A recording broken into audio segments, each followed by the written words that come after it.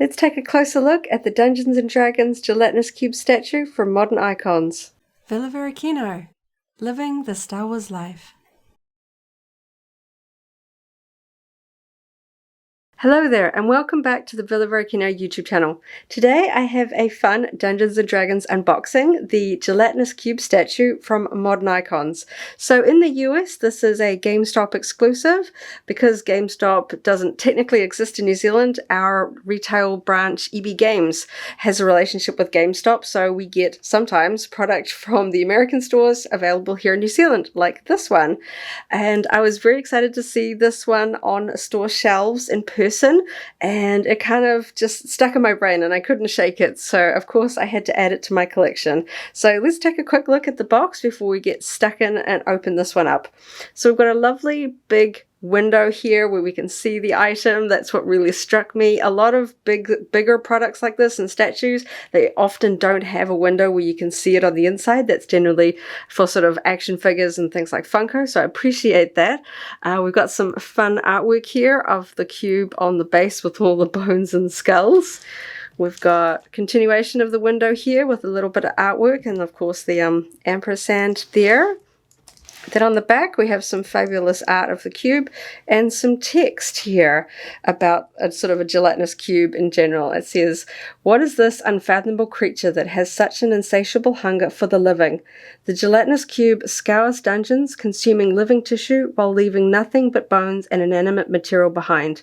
By the time an unfortunate creature encounters its eerie protoplasmic form, it is often too late to make it out alive." And then of course we have it here in other languages. We've got the product dimensions, warning, sharp points may be present because we've got some bits and pieces sticking out of it. And then it just has the copyright information of Wizards of the Coast and Dungeons & Dragons, as you would expect. And then on the side we have this cool sort of rear view of the statue where we can see what I believe is a spectator in the back of the cube, and we can see the little bits sticking out. So I'm very excited. This is noted here on the box. This is number 16 of the Modern Icons line. They have also done statues and collectibles from, I believe, God of War and other Dungeons and Dragons sort of figures and characters. So very, very cool. And I'm very excited to get stuck in and open this one up. So without further ado, going to get in. It's got tape across the top, so I guess that's where I'm going to start. So hopefully this isn't going to be too hard to get out. I'm always nervous with these sort of larger, heavier statues, that if they're a bit tricky to get out, you don't want to accidentally drop it or break something. Okay. Get in there, get that tape open. Okay, let's see. Okay, to the top. And this is going to be a job to get out, I think. Okay, it looks like this might be one where we slide it out. It's all encased in a big cardboard thing.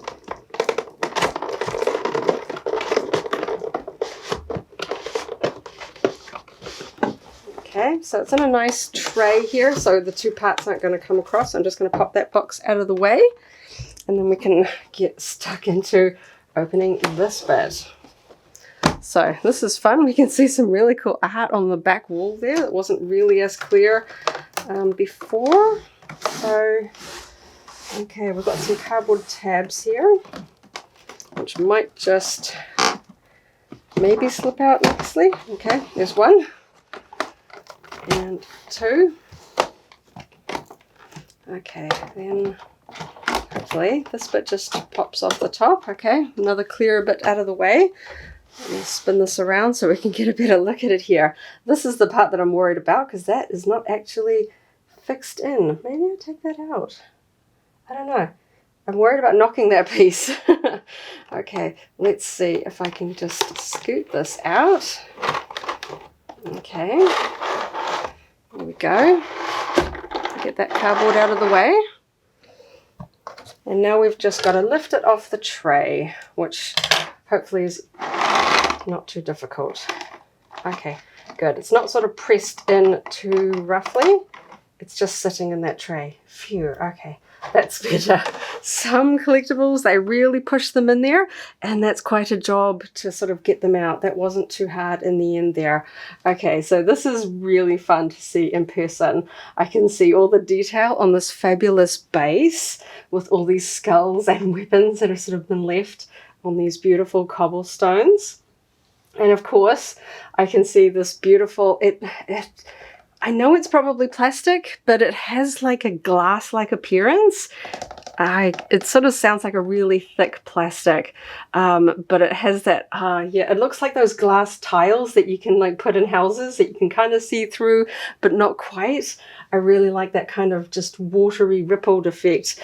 And I don't know how well you can see on camera, but there's almost like ripples, like water rings around where this sword is, which I think that's really quite neat. Such a subtle detail. It's like it's rippling from having something in its sort of gelatinous form. And then here on the back we can see the spectator that's gotten stuck in the back. That's really quite fun. I've got this fun lip here, so we don't lose too much detail, like having bones and stuff in the back there. It's, you know, we've got the detail there, so you can see it from all sides, but it really is, you know, sculpted to be seen from the front here like that. These skulls and stuff are all really cool, all securely sort of put in place. I would assume these are sculpted separately and painted and then sort of adhered in place, because they really do look very neatly defined, not sort of all sculpted in one sort of muddy mass. Not that that doesn't work, but I appreciate it when things are sculpted individually. You just get a cleaner outcome and a much better paint job. And then of course we can just make out the form of a unfortunate adventurer, where we get his foot sticking out this side, his arm here, and the rest of him is on the inside. I assume this is his sword and his shield that are also sticking out, and we can just make out his sort of skeleton form. He's wearing some silver chest armor, and we can just make out maybe in the back. I have to take some closer pictures, but you can see the spectator. He's green on the outside, but it's more like a bony skull on the inside. So he's, you know, being eroded there. And from this side, we can see what appears to be sort of like a chest of gold or a chest of something in here that has obviously sort of lured the unsuspecting fellow in, which is really quite fun. I like that it kind of tells a bit of a story.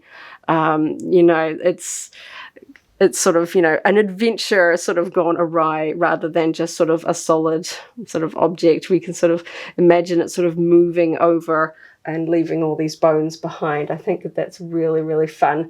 There's just a small little sort of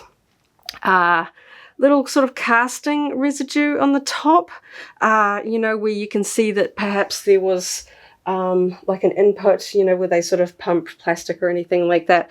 It's a little bit of a shame that wasn't on the back, but I understand that being on the top, and realistically I'm looking at it more from the front angle here as it was packaged. I love how well you can sort of, you get a sense of what's inside it, but it's still sort of, you know, diluted by the sort of the rippled gelatinous effect, which is really quite fun. I just want to keep sort of rubbing my hands over it because it feels really fun to the touch, but I really love these touches here. The base is really quite neatly done. It's a plastic sort of black with this red stripe. Not sure what the sort of significance of these sort of details are. I may appear on other of the Modern Icons line. I think that's quite cool. I know that certain other collectible companies like Sideshow and Gentle Giant have a standard base that they kind of use for all of their statues in a specific line, so they all match and they look fun on a shelf all together. But I think this is really, really quite cool. I'm just going to see if I can show up from the top angle, picking it up really carefully. If you can see you can see the spectator skull, the chest, and the sort of skeleton inside. And you can just see that little dot on the top there where the plastic's been formed. But honestly, for this price point, I don't think that that's too much of an issue.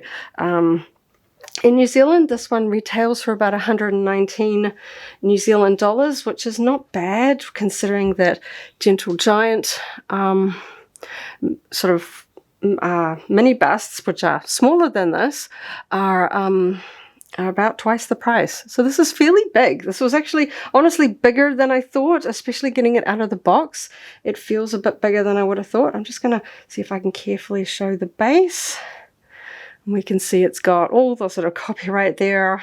Manufactured for GeekNet Inc. Made in China, and then they mention EB Games there, which of course is in Australia, but also here in New Zealand as well. So that's really quite fun having that on them. It's actually a foam base, so it feels really nice to sort of slide around. This isn't rough, and it's not going to leave sort of gouges or anything on your bookshelf. So for a little bit of size comparison, I have the Funko Gelatinous Cube on hand to give a bit of a sense of the size. So this Funko box is a standard size Funko box. It's a little bit deeper, but the height is the same. So you get a sense that it is about, you know, sort of taller, and how it would look on a bookshelf amongst your other collectibles. So I was really quite impressed with the size of it. Somehow in my mind's eye, I had it being a bit smaller, potentially for the price point. I know that, you know, certainly in the realm of collectibles, sometimes they're a little bit smaller than you think you'd get for your money's worth. But I think this is really quite fun. You can see where different components have been added together. Clearly this is not the same as the base, that it's been slotted in, but I like that it's not all just cast as one thing. There's so many fine details. I keep wanting to look at all these skulls. They're really quite fun, and there's sort of the weapons that have been left behind. You can just imagine all the poor adventurers that have gotten caught in this particular dungeon trap. I think that that is really quite fun, and I can't wait to add this to my shelf of Dungeons and Dragons collectibles, you know, alongside this one. I think it's fun how there seems to be sort of two different color choices. It seems like sort of, you know, sort of the official serious Dungeons and Dragons tend to go with a blue tone for the cube, and sort of fun and cute versions tend to go with green, like the Funko Pop vinyl here. But either way, I like both colors. I think they're both fun. So I'm very happy with this statue for my bookshelf.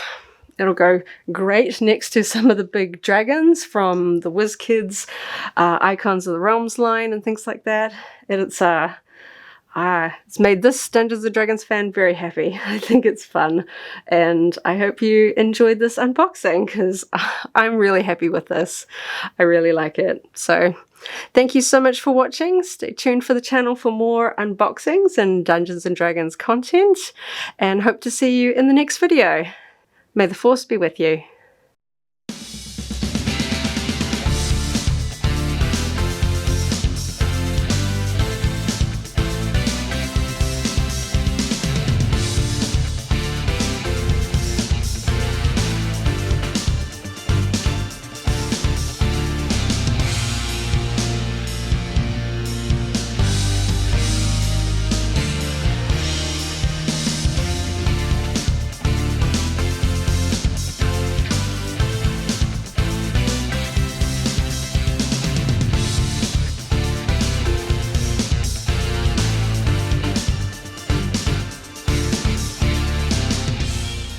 If you enjoyed this video, go ahead and give it a like, check out our other videos, and subscribe for alerts about new uploads.